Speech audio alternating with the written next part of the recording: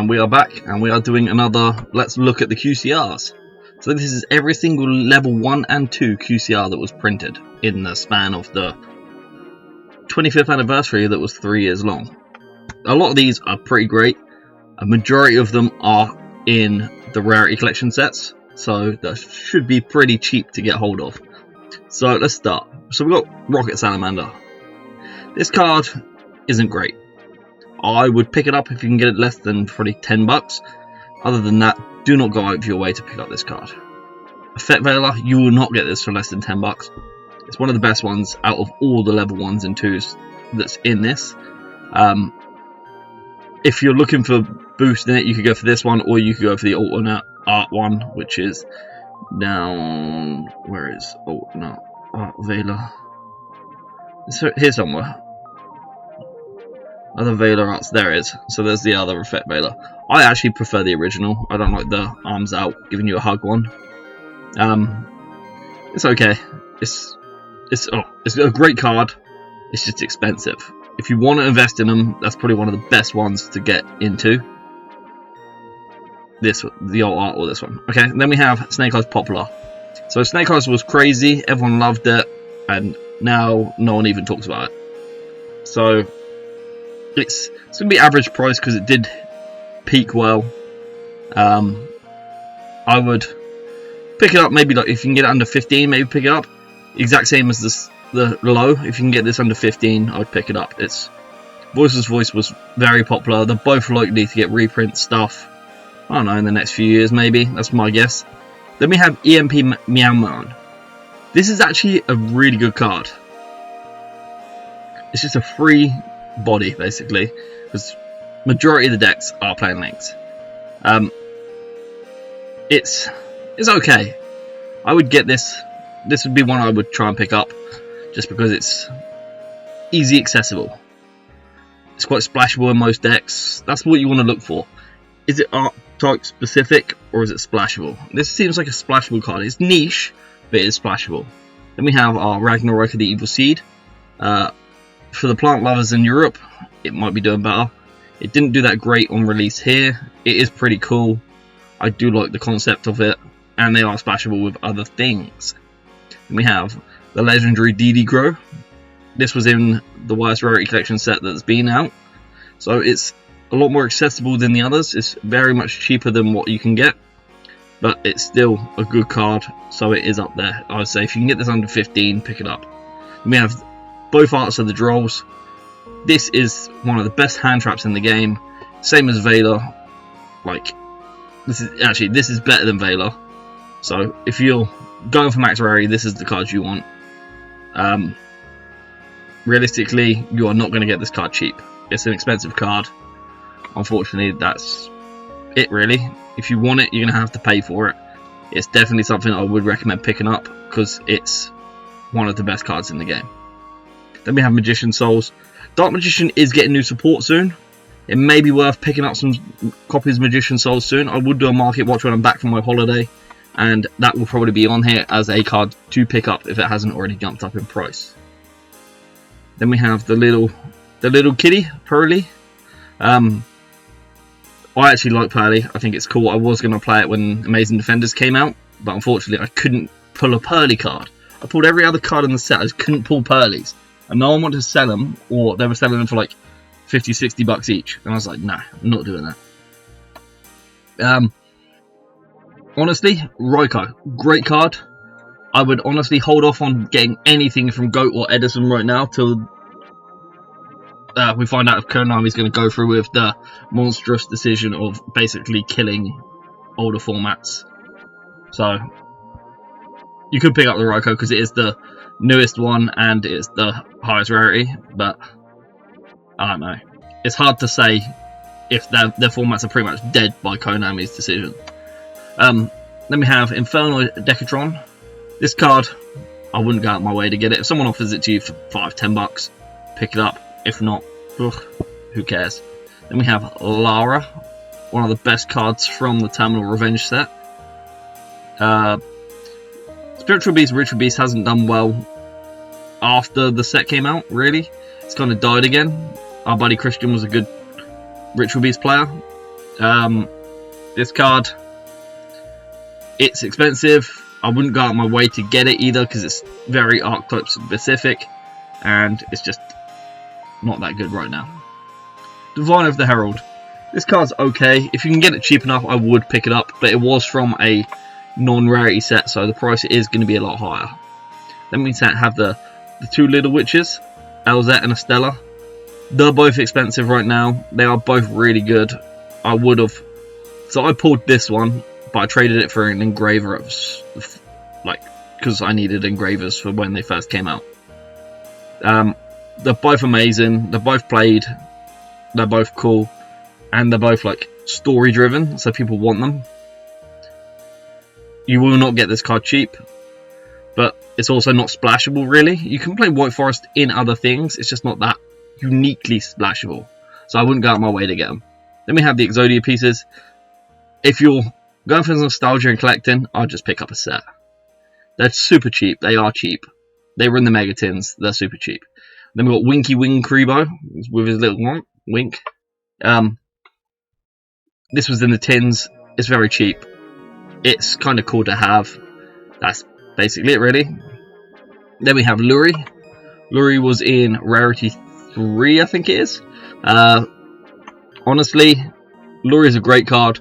We do get the alternative arts coming out this week. I would, if you can pick up a cheap Luri, pick it up. I wouldn't go out of my way. I was worried that Luri is going to be the one that gets hit on the ban list with an engraver, so you can't do the full combo that way. I think you lose one engraver, one Luri, and probably Moon. And then we have Neptibus. If you're playing Mermail, these copies aren't that pricey. I would recommend getting some. I haven't actually got myself copies yet, other than the one I got for my birthday from my buddy Kyle. Magician of Faith, same as what I was saying with the older formats. I wouldn't pick them up yet, actually. If you can get them cheap enough, pick them up. But I wouldn't go out of my way to like chase this card, because we don't know what's happening with the formats. And the good old Treeborn Frog, this is the exact same. This is one of the best Edison cards. I wouldn't go out my way to get it, but if someone offered it to me for a decent amount of money, I would say yes.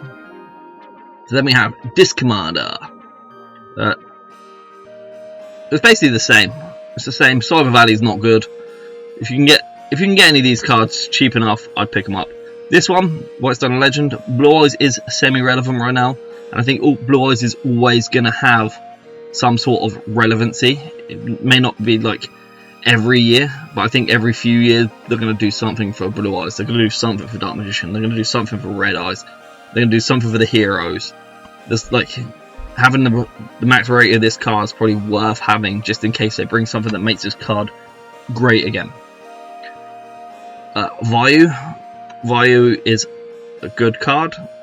He also looks cool, and he's a Blackwing. So if you can get the Blackwing cards cheap enough, I'd pick Vayu up. Same as Fishborg. Okay, Fishborg is banned. I would recommend picking up some Fishborgs just in case it ever comes off the ban list. That's my go-to with the thing. Pick up high rarities of the ban list cards just in case, as long as you're not going too high for the price. So the exact same with Glow Up Bulb. Pick them up just in case. Deep Sea Diva, another one. It's a great water card, but that's it. Good old Swap Frog. I would actually pick up Swap Frogs. He's very relevant in most water decks, and Sprite was very popular, so they could just randomly spring out some Sprite support down the line. They'd be like, whoa, we need some Swap Frogs right now. Then we have Ritual Beast Tamer Elder, same as Lara. Elder was nice for the time. If you're going to play Ritual Beast, you might as well get the QCRs, but don't go out of your way to get them if you're not going to play Ritual Beast. Launcher Dragon Maid. This one I'm on the fence with, because Dragon Maid just got support coming out in the next set that comes out this week. But I think it's the worst one out of the ones getting support. So I wouldn't bank on it being a good card. Maybe it's going to drop and you should do it. Flag, Corridor, and Protoss are just good in decks that play a lot of mixed attributes and stuff. so you could use Flag. It's very generic and splashable. This would be one I would recommend picking up if you can, before it does get too expensive, because it's a QCR and they don't make them anymore. Dark Beckoning Beast, pretty much only good for you, Bell. Wouldn't even go for it. Morphinjar, I love Morphinjar. He's such a stupid looking card. He's a good card and it's funny. Right. Man-Eater Bug, same as Morphinjar. It's a good card, he looks funny, he's stupid, and it's funny. Then we have Apprentice Magician. I don't know, Apprentice Magician I wouldn't go out of my way either. Like, a lot of these cards I wouldn't go out of my way. Cyberstein, it's banned, I'd recommend picking it up just because, hey, it's a banned card and banned cards are good. Then we have Krebons. We are getting Psychic support, so it may be worth picking up a Krebons just because we are getting the Psychic support, and maybe someone can find a way to splash in Krebons to make it relevant again. Plague Spriggan Zombie. It's a good generic zombie. I would recommend maybe having a few just in case you can use them, but other than that, it's nothing special right now. Ronin Tonin. Other than it being great artwork, it's a good card and it's banned, so people are going to want it. People are going to want it for, we're going to want it for Edison, because pretty much I'm doing this video after they just basically decimate Edison and Goat, so a lot of people are pretty down about that, which is understandable. I just literally built my Goat and Edison deck and I don't know when I'll be playing them now. Then we've got Raven, Fabled Raven. Fable's getting new support in this set, so it may be worth maybe picking out a few of these copies. I don't think it's relevant in the set, but I guess. Same as these two little ones, we have the Elza Azamina of the White Forest. It's okay. Like I said, the Azamina stuff, the White Forest stuff is quite splashable in most things that play spellcasters, so you could use them. Then we have Maiden of the White. Maiden of White. Other than this card being super expensive because it's stupidly hard to pull, because 1 in 25 for a deck is crazy for pulling the one promo. Like, it's Blue Eyes. If you could pull this card, it's hard to say, because you can sell this for like 120, 125 right now. But imagine, like, I don't know how many decks you have to open to be able to pull that. Then we have Alt Art Effect Veiler. This is really popular. Loads of people love the Alt Art. It's Effect Veiler, so it's relevant, it's useful, people use it. That's all I can say, really. Mystic Piper. I honestly don't know why this card was in Rarity Collection. It makes no sense. It's irrelevant. Same as like what I said about the Ritual Beasts and stuff. This is just Crystron. If you're only playing Crystron, grab yourself some Quans. If not, I wouldn't. I'd recommend picking up some Black Metal Dragons. Same as with the Blue Eye support and the Dark Magician support stuff. Red Eyes is always going to have some sort of relevancy, either if it's just collectors or stuff like that. People are going to want Black Metal Dragon. We have Astral Karibo. He's not really that relevant. I wouldn't go out on my way for him. Skull Servant. Some people play the Skull Servant deck. I don't. I'm not a fan of it. I wouldn't go, like I said, I wouldn't go out of my way. Petite Moth. Ruxin has a big following. Petite Moth is popular because of that. It's hard to say if this is going to go up in value still, because of the fact that people are trying to make sure Ruxin doesn't get them all, or the fact that people want him to get them. So it's hard to say, like, the price wise, if it's worth just picking up to hold. Moki Moki, it's another little derpy card, kind of like Petite Moth and Skull Servant. Irrelevant, I wouldn't pick them up. Absolute Kingback Jack. So I think you can use this in Red Dragon Archfiend, and Red Dragon Archfiend is the same as the Blue Eyes and the Dark Magician and the Red Eyes. It's pretty anime relevant, so people like it for that reason. But then I don't think this card's as great as the others. It's also good for normal traps. So I think people play it in Labyrinth as well. Then we have Sage with Eyes of Blue. I don't understand why they made this a QCR when they just made it an OTS ulti. It kind of just makes the OTS ulti irrelevant straight away. It's Blue Eyes card, it's relevant, it's always going to be relevant, it's worth just grabbing. Same as the White Stones of Ancient. So we have 3 Blue Eyes, 1 Red Eyes, and 0 Dark Magician stuff at level, 1 Dark Magician stuff at level 1. Then we have Pearly Noir. If you're playing Pearly, I'd recommend getting it, that's it.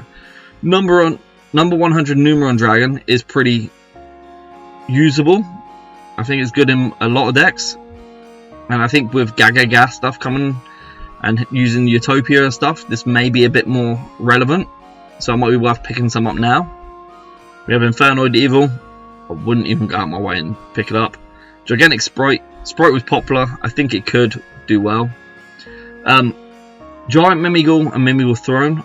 So we haven't had the OCG Mimigal support yet. So down the line, it will get some support. Why do we have him in? We have him in twice. Why do we have him in twice? Okay, we'll get rid of him. Yeah. Mimigal will be getting OCG support. So, realistically, it is going to get 1 or 2 really good cards. So I would recommend picking these up. Then we have Totally. Totally is a great generic water card. I would recommend picking this up if you can get it in QCR. Same as Lyrilisk. It is good. It's usable. If you're playing ones like King of the Skull Servant deck was annoying with this, it makes sense to have and pick up. It's a good card. Then we have Formula Synchron. Right now, I'd avoid because of the Edison thing, like I keep saying. Other than that, it's okay. It's a good card. And with Espergirl, we are getting psychic support, so maybe pick this up right now.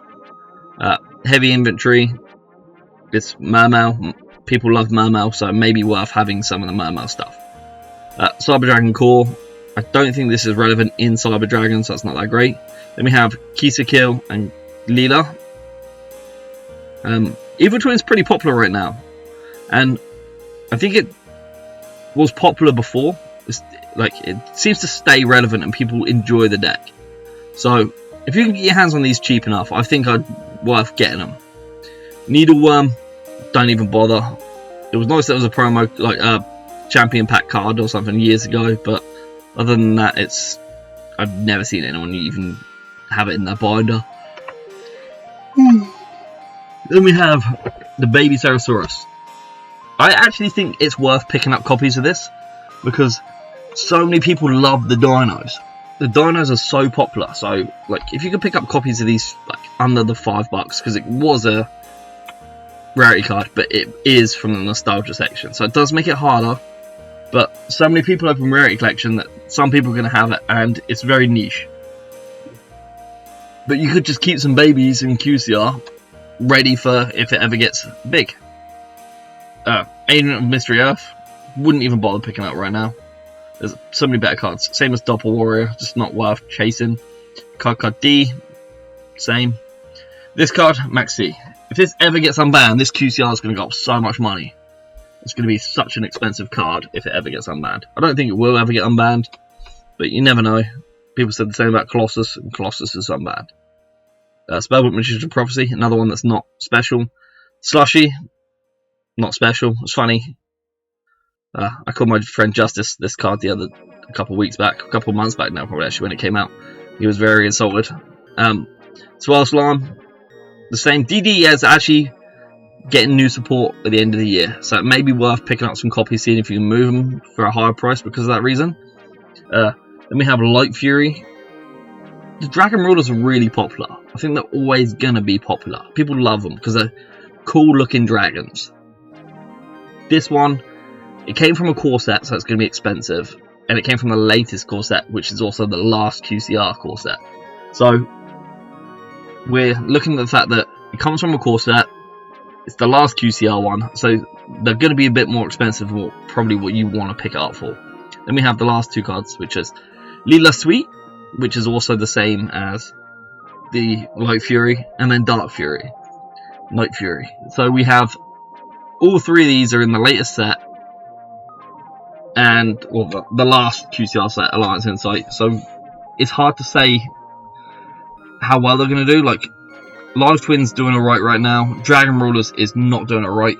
Maybe if you could get the Dragon Rulers for, I don't know, 10-15 bucks each for QCRs, I'd pick them up. I wouldn't go out my way. And I think that's it, really. So, thanks for watching. I'll be doing the other ones coming up, probably when I'm back from my holiday. Thanks for watching. Like, comment, subscribe. Really appreciate it. Thanks.